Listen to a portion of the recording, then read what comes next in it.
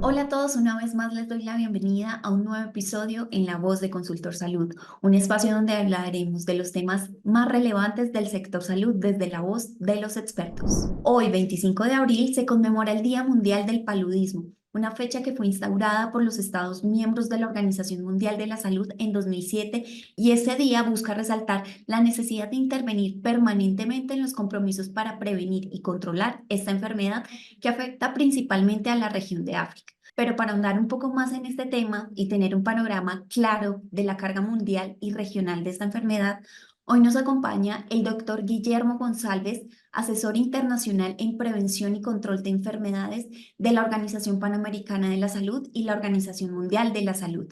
Doctor González, bienvenido a La Voz de Consultor Salud. La Organización Panamericana de la Salud, como oficina regional de la Organización Mundial de la Salud, agradece a Consultor Salud la oportunidad de conectar con su audiencia, de conectar con las miles de personas que pueden captar este mensaje y que pueden discutirlos en sus comunidades y en sus centros de trabajo. Gracias por la oportunidad. Bueno, doctor González, para iniciar, el paludismo o también conocido como la malaria es una enfermedad potencialmente letal que es transmitida a los humanos por algunos tipos de mosquitos. En ese sentido, ¿nos podría dar a conocer una visión general del estado actual de la malaria a nivel mundial y en las regiones que son más afectadas? Como bien lo señala Natalia, la malaria o paludismo es una enfermedad parasitaria de la franja tropical del mundo. Es una enfermedad milenaria conocida desde tiempos muy antiguos y la Organización Mundial de la Salud este 25 de abril conmemora el día del reforzar la iniciativa de relanzar las estrategias del compromiso político, financiero y de la participación activa de las comunidades para alcanzar la meta de un planeta sin malaria. Ahora, ante esa meta que la tenemos fijada para el 2030, el 2035 con otros países, ¿cuál es la situación? Según el informe mundial de la malaria para el año 2022, el mundo reportó 249 millones de casos de la enfermedad. Eso comparado contra 244 millones de casos, o sea, 5 millones de casos más que en el año previo al año 2021. La malaria causó la muerte de 608.000 personas en el año 2022. La región de los países de África es donde la carga de enfermedad en el año 2022 significó el 94% de esos 249 millones de casos, el 95% de las muertes registradas y el 74-78% de las muertes registradas en el mundo son en niños menores de 5 años de los países africanos como Nigeria, que tiene un 27%, la República Democrática del Congo, un 12%, entre otros. En las Américas, ¿cuál es la situación? Para el año 2022, 15 países de la región de las Américas y un territorio donde la malaria es endémica, representan el 0,2% de todos los casos mundiales. Estamos hablando de un promedio de 550.000 a 600.000 casos para el año 2022. ¿Qué países son los que más aportan a esos 600.000 casos de la región? Pues 3 países reúnen el 73% de los casos presentados. ¿Quiénes son? Brasil, Colombia y Venezuela. Pero hemos avanzado enormemente con este panorama en la región de las Américas. Para ponerte un ejemplo a los audientes de Consultor Salud, la reducción de la carga de la malaria entre el año 2000 al año 2022, es decir, en el siglo XX, en el presente siglo XXI, en la región de las Américas, la incidencia de casos por 1.000 personas que viven en riesgo disminuyó de 13 personas de cada 1.000 a 3,6 personas de cada 1.000 personas con población de riesgo. El total de casos en nuestra región se redujo en un 64%, es decir, que en el año 2000 teníamos 1,5 millones de casos de malaria reportados por los países endémicos y para el 2022 tuvimos esos 550.000 casos. O sea, una reducción realmente notable. la tasa de mortalidad, es decir, las personas que mueren teniendo la malaria como causa de su muerte por 100.000 habitantes, también tuvo un registro importante. Para el 2000 fueron 0,7 personas por cada 100.000 habitantes y para el 2022 eso se redujo a 0,2. Entonces, el total de muertes por malaria registrada en la región de las Américas hemos tenido una reducción de un 60%, pasando de 850 casos reportados a 343 casos reportados en el último año. Esa es la situación en la región de las Américas. Doctor González, ¿y cómo está el panorama en nuestro país, en Colombia? ¿Cuáles son esas regiones que tienen una mayor incidencia de esta enfermedad y cuáles son esas tendencias que se han observado pues, en los últimos años frente a esta enfermedad? El Ministerio de Salud y Protección Social y el Instituto Nacional de Salud de Colombia, como entes rectores de la salud en el país, reportaron que en el año pasado, en el 2023, se registraron un total de 102.455 casos de malaria en el país, lo que significó un incremento de un 29% con relación al año 2022, donde la cifra alcanzó unos 73.561. Al 30 de marzo de este año 2024, se han notificado por el Sistema de Salud Pública unos 32.968 casos. De seguir esa tendencia, de no variar esa tendencia, este año 2024 podría tener un registro mayor que el año pasado, el 2023. En relación a las muertes, el año pasado Colombia reportó al Sistema de Vigilancia de Naciones Unidas de la Organización Mundial de la Salud 19 muertes atribuidas a la malaria y en lo que va de año hay 11 muertes que se están investigando. Ahora, ¿a dónde ocurre esa tendencia de la enfermedad? En Colombia, 55 municipios de los 1.115 municipios que tiene el país, en 14 departamentos, reúnen o reportan el 80% de los casos de la malaria registrada en Colombia.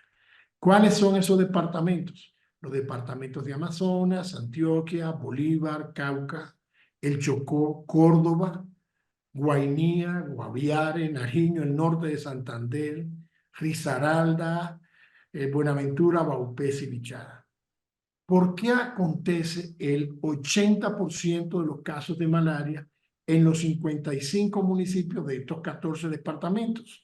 Razones de los determinantes sociales, la afectación de grupos étnicos originarios y los afrodescendientes, las condiciones ecoepidemiológicas, población dispersa, difícil acceso a servicios de salud para un diagnóstico oportuno y un tratamiento temprano, son pues lo que favorece que haya el comportamiento de la enfermedad en estos 55 municipios de los 14 departamentos que he mencionado. Doctor González, y en términos de estrategia y control y prevención de esta enfermedad, actualmente, ¿cuáles han sido las más efectivas hasta ahora y qué desafíos han persistido? La malaria tiene un solo reservorio, que es el ser humano. O sea, la malaria como una enfermedad tropical, como una enfermedad transmisible, no tiene como otras enfermedades otros reservorios. Solo el ser humano es el que alberga el parásito o los parásitos de la malaria. Y evidentemente varios vectores que usted mencionó al inicio de este diálogo son los mosquitos que transmiten el tema de la malaria. Los mosquitos que transmiten la malaria están en zonas rurales, están en zonas selváticas, no los encontramos con facilidad en zonas urbanas, aunque existe esa posibilidad. Y los desafíos más importantes son el tema de cómo tener acceso de esas poblaciones a un diagnóstico temprano y a un tratamiento oportuno. Esa es la situación. Ahora, ¿qué se puede hacer? Pues educar, garantizar una atención primaria de salud con acceso universal, sin barreras geográficas, sin barreras económicas y sin barreras culturales para que la población tenga acceso al diagnóstico y el tratamiento. Una vez diagnosticada, la malaria se cura fácilmente si no es una malaria complicada. Entonces, teniendo un solo reservorio, que es el ser humano, que es el hombre, entonces, ¿cuál es el blanco de la intervención? Detectar a las personas que tienen el parásito de la malaria y darle el tratamiento. Si yo trato al ser humano que está infectado, ese no va a infectar a los mosquitos que van a transmitir la malaria. El centro de la intervención, lograr la intervención, es la detección temprana de las personas portadores del parásito de la malaria. Doctor, aquí me surge una pregunta y es referente al impacto que actualmente está ocasionando el cambio climático en el mundo, no solo en Colombia, sino en el mundo.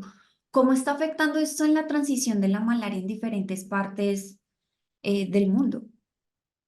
El cambio climático es una realidad, lo estamos viviendo recientemente en estos días con un aumento de la temperatura, con acciones provocadas por las intervenciones del hombre, como es la extensión de la frontera agrícola. Cada vez más tenemos un desmonte o una irrupción en zonas selváticas, en zonas vírgenes, y por lo tanto estamos incrementando las temperaturas, espaciando las temporadas de lluvia, y eso favorece evidentemente también lluvias torrenciales, y lo que favorece evidentemente un incremento de las poblaciones del vector. A eso se suma que el cambio climático impacta negativamente en la economía, estresa los sistemas de servicios de salud y por lo pronto hace que las personas migren de un lugar a otro, llevando los parásitos de la malaria a zonas donde ecológicamente es favorable a la transmisión, pero donde no se conocía o no se tiene. El fenómeno migratorio y el fenómeno de cambio climático es una sinergia de una tormenta perfecta para el incremento de las enfermedades, no tan solo las enfermedades transmisibles como la malaria, como el Chagas, como el dengue o como la fiebre amarilla, sino también para el tema de la afectación de las condiciones crónicas y sus factores de riesgo. Es un tema que está, digamos, en la primera agenda de cooperación técnica del sistema de Naciones Unidas y del mundo multilateral. Doctor González, ¿y cuáles son esos avances más recientes en investigación de vacunas contra la malaria y cómo podría cambiar el panorama frente a esta enfermedad? La Organización Mundial de la Salud acaba de reconocer recientemente una vacuna para la malaria que se está implementando en África. Esa intervención en la inmunosupresión ha sido un paso realmente importante. Recordemos que acabo de mencionar que en África acontece el 94% de los casos registrados en el mundo y el 95% de las muertes, de las cuales el 78% son en los menores de 5 años. Entonces, la Organización Mundial de la Salud acaba de reconocer una vacuna que es la RTS, ¿m? contra la malaria para ser utilizada en niños menores de 5 años en aquellas comunidades donde la tendencia de la enfermedad tiene unos rangos de 250 casos por cada 1.000 habitantes. Esta es una vacuna dirigida al Plasmodium falciparum, que es el parásito, la especie predominantemente en África. En la región de las Américas, el falciparum apenas representa el 21% de los casos reportados, y lo que más tenemos en nuestra región es la malaria o paludismo por Plasmodium vivax. Esta vacuna es para el falciparum y, como te digo, los rangos de intervención o el criterio de intervención es que la ocurrencia de enfermedad en esas zonas endémicas sea de 250 casos por cada 1.000 habitantes. ¿Cuál es la situación en nuestra región? Que para el Plasmodium falciparum nosotros tenemos un valor que va mínimo entre 0 y a 8.5 casos por cada 1.000 habitantes. Estamos muy lejos de esos 250 casos por cada 1.000, como en condiciones en África, pero detectar, tratar el Plasmodium falciparum es una, digamos, opción. ¿Por qué? Porque el Plasmodium falciparum, el esquema de tratamiento solo requiere de 3 días de tratamiento versus el Plasmodium vivax, que podría tener, según el país, un esquema acortado de 7 días o un esquema de 14 días como el que tiene Colombia. Entonces es un desafío diagnosticar y tratar VIVAX y es quizás más sencillo, aunque cause morbilidad y mortalidad más alta, el plasmodio, la malaria por Plasmodium falciparum, pero solo serían 3 días de tratamiento. Entonces la inmunoprevención con la vacuna es quizás uno de los avances más importantes en la lucha. El otro que podría mencionar es el avance en el tratamiento o la farmacoterapia. Los parásitos de la malaria se van haciendo resistentes por subdosis empleadas o por tratamientos no completados. Y entonces la Organización Mundial de la Salud detecta en ciertas regiones del mundo donde aparece resistencia a estos medicamentos que usualmente y tradicionalmente hemos utilizado por décadas, por más de 50, 60 años. Entonces la elaboración de nuevos medicamentos como los derivados de la artemisinina y la combinación de estos con otros principios activos como la lumefantrina, hacen posible una politratamiento con diferentes principios activos. Eso ayuda a contener la ocurrencia de casos graves y la ocurrencia de casos fatales. Pero para poder detectar eso, la Organización Mundial de la Salud recomienda que los Estados miembros donde la malaria es endémica, esos estudios de farmacoresistencia se implementen con un periodo de cada 24 meses, evidentemente entre año y medio y 2 años periódicamente. Eso ayuda a reconocer cuando nosotros estamos detectando de manera temprana que los parásitos que están circulando en nuestro territorio se están haciendo refractarios al tratamiento, que no eliminan o no suprimen la condición clínica que se mantiene el riesgo de que un ser humano siga siendo transmisor, portador y transmisor para el mosquito vector, y entonces eso va a hacer un impacto muy negativo en la eliminación de la malaria en nuestra región. Doctor González, usted como asesor internacional nos podría dar a conocer esas iniciativas claves de la OPS y también de la OMS que están dirigidas a combatir la malaria en las Américas principalmente.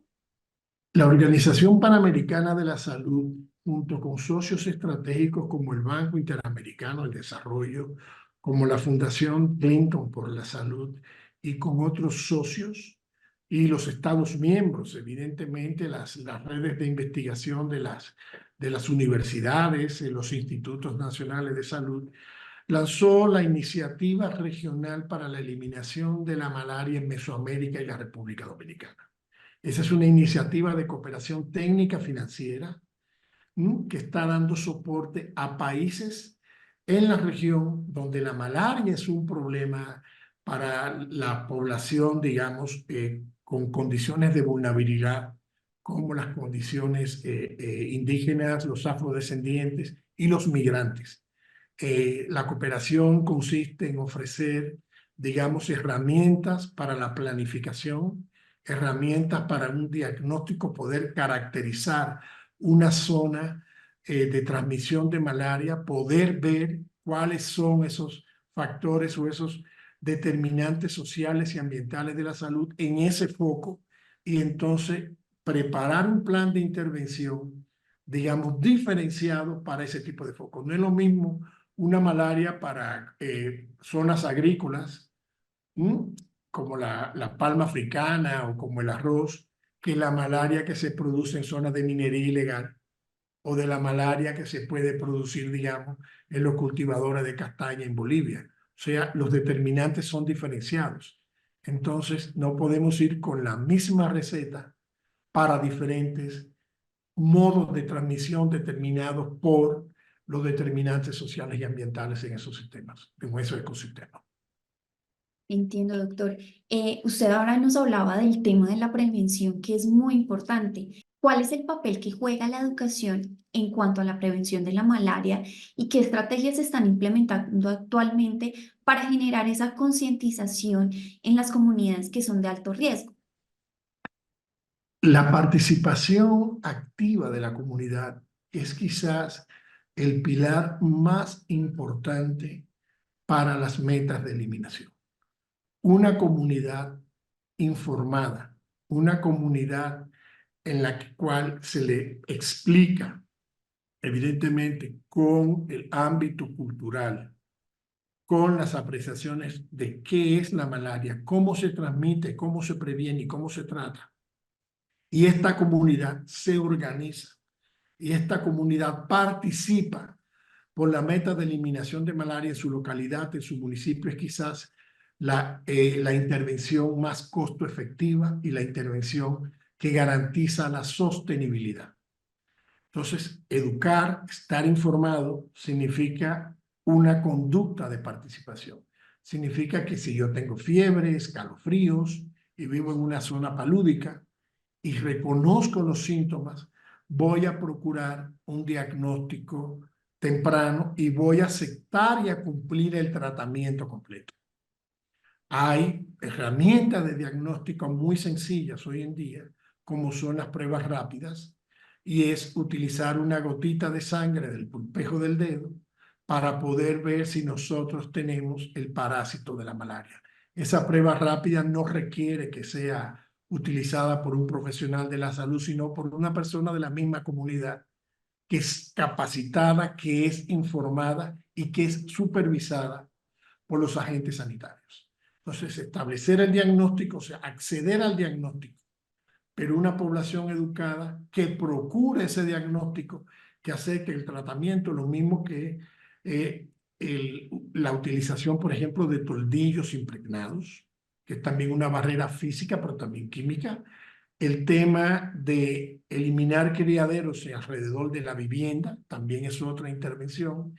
Y participar activamente cuando tenemos pues actividades de manejo integral de vectores o cuando tenemos actividades de educación, sobre todo la prevención de las embarazadas, de las gestantes y de los niños menores de 5 años, que es donde mayor probabilidad tenemos de tener una malaria grave o complicada. Doctor González, aquí me surge una pregunta y es, ¿cómo colaboran los diferentes países y organizaciones internacionales bajo el liderazgo de la OEPS y de la OMS para controlar la malaria? La Organización Panamericana de la Salud y la Organización Mundial de la Salud trabajan de manera de la mano con las agendas, los planes de desarrollo, los planes de salud de cada Estado miembro y cada país. La red de investigadores de las academias, la red de expertos clínicos que promueve la Organización Mundial de la Salud, el compromiso de adquisición de medicamentos a través de compras concentradas, lo que disminuye el precio, lo que garantiza la calidad de esos medicamentos que se producen. La vigilancia de la farmacoresistencia a través de redes, el compartir información epidemiológica clínica, y el hacer intervenciones también compartidas en espacios de frontera o a nivel subregional y global, como es el tema del cambio climático que ya mencionamos. Es pues la contribución que promueve la Organización Panamericana de la Salud, colocando la evidencia científica más robusta para que los países tomen informaciones o decisiones informadas, que sus guías de tratamiento, que sus políticas de información estén basadas en la mejor evidencia, en la más robusta evidencia. La Organización Panamericana de la Salud apoya a Colombia con su política de eliminación. Nosotros estamos trabajando intensamente con el Ministerio de Salud, con las secretarías departamentales y municipales de salud y con las comunidades para alcanzar la meta de eliminación. Doctor González, ahora ya en términos de financiación, ¿qué retos enfrenta la lucha contra la malaria y cómo asegura la OMS que los recursos sean utilizados de manera efectiva? Y aquí también nos podría compartir algún caso de éxito de un país específico donde las intervenciones hayan logrado reducir significativamente los casos de esta enfermedad. Comenzaré por la última parte de tu pregunta, donde hemos logrado impacto significativo. La región de las Américas ha logrado la certificación de eliminación de la malaria en varios países. Paraguay, Argentina, Belice, El Salvador, y muy cercano a esa certificación de eliminación está en Ecuador la reducción de casos tan notable que se ha visto en la República Dominicana, incluso Venezuela, que entre el 2017 al 2018 tuvo un registro de 483.000 casos. En los otros 2 años subsiguientes, en el 2020 y 2021, pues esos casos bajaron más de un 50% en Venezuela. Esos son casos de éxito. ¿Qué hacemos? ¿Qué hace la organización y cuál es el financiamiento? El financiamiento va dirigido primero a garantizar la soberanía sanitaria de los países, a que los países tengan herramientas para hacer las estimaciones de los insumos que necesitan, qué cantidad de medicamentos necesito, qué cantidad de pruebas diagnósticas necesito, qué cantidad de recursos humanos. Y eso también, la manera de intervenir es a través de una atención primaria en salud, sin barreras geográficas, culturales o económicas. La financiación para alcanzar una meta de eliminación, pero lo más importante, para sostener esa meta sanitaria de eliminación, pues realmente requiere de un financiamiento importante y dependerá de la disponibilidad de fondos de un país a otro. En los últimos 20 años, quizás Colombia ha requerido una inversión de alrededor de unos 50 millones de dólares aproximadamente, además del costo que le confiere a los departamentos, a las secretarías municipales. Pero la investigación, la capacitación, los sistemas de información realmente están contribuyendo notablemente a que la inversión en salud no se ha visto como un gasto, se ha visto como una inversión. Y el impacto económico, podría mencionarte uno, por ejemplo, de acá, de Colombia, de que cómo impacta la malaria en el desarrollo. Un estudio realizado en el año 2018 en Colombia, en Tierra Alta, en mujeres embarazadas, tomó una cohorte de mujeres embarazadas por Plasmodium falciparum y Plasmodium vivax, una cohorte de unas 40 pacientes aproximadamente, y evaluó o registró qué gastaba la familia para que esa mujer embarazada recibiera un diagnóstico y recibiera un tratamiento. Costos atribuidos, por ejemplo, a la movilidad, al desplazamiento, desde las zonas apartadas o las zonas rurales dispersas, donde viven estas madres y estos niños, hasta un servicio de salud, cómo garantizar su estadía, cómo garantizar el tratamiento, la manutención, y se estimaba el costo por cada una de ellas en unos 54,7, 58 dólares. Algunos que estarán escuchando esa cifra dirán, pero es barato. Pero eso es el equivalente al 18 al 20% de un salario mínimo de la época.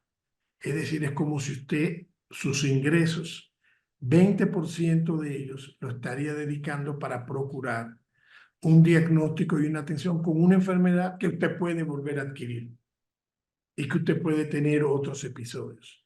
Entonces, es el 20% del salario mínimo de aquellos que tienen un salario mínimo. Entonces, aquellas familias que no reciben ese salario, pues evidentemente que la malaria impacta sobre el desarrollo, sobre el bienestar o sobre el destino turístico saludable de una región que quiere impulsar, digamos, el turismo como una atracción o que quiere desarrollar fuente de empleo. Un niño con malaria, el absentismo escolar, el ausentismo laboral. La malaria es un obstáculo para el pleno bienestar y para el desarrollo de los seres humanos. Doctor González, ya para ir finalizando, ¿qué políticas públicas considera cruciales para el control efectivo de la malaria a largo plazo? Colombia acaba de relanzar recientemente la iniciativa de los colaboradores voluntarios. Hablamos al inicio de nuestro diálogo que en 55 municipios de 14 departamentos del país, la malaria reporta el 60% de los 102.000 casos que registró Colombia el año pasado. Entonces, ¿cuál es esa política de salud pública dirigida a la eliminación de la malaria? al Ministerio de Salud y Protección Social ha lanzado los colaboradores voluntarios. A nosotros, desde la Organización Panamericana de la Salud, nos parece una intervención que va a tener un enorme impacto en la detección temprana y en el tratamiento oportuno de los casos. Va a empoderar las comunidades, va a llevar esa educación con la cual usted me preguntó en el desarrollo de esta entrevista, porque son agentes sanitarios de educación para la salud. Van a facilitar ese diagnóstico, van a hacer ese puente entre un sistema formal de salud y la comunidad. Esa política pública también se aúna a las intervenciones, digamos, intersectoriales para el cambio climático, al tema de abordaje de aspectos de determinantes ambientales como la minería ilegal, porque la minería ilegal y el conflicto social es también un determinante que es un desafío extraordinario, un desafío muy grande para el tema de la instalación de servicios de salud, para el desarrollo, la instalación de industrias, fuentes de trabajo y más el deterioro que produce la minería ilegal. Por cada 100 kilogramos de oro, digamos, extraídos, tú puedes tener que la incidencia parasitaria anual puede ser de 7 a 10 veces mayor donde no se practica la minería ilegal. Entonces, esas intervenciones de políticas públicas con los determinantes ambientales, con los determinantes sociales, es pues una lucha importante que el gobierno nacional, los gobiernos departamentales, la sociedad civil, la academia, los grupos que hacen investigación en Colombia, como la Universidad de Antioquia, la Fundación Santa Fe, entre otras.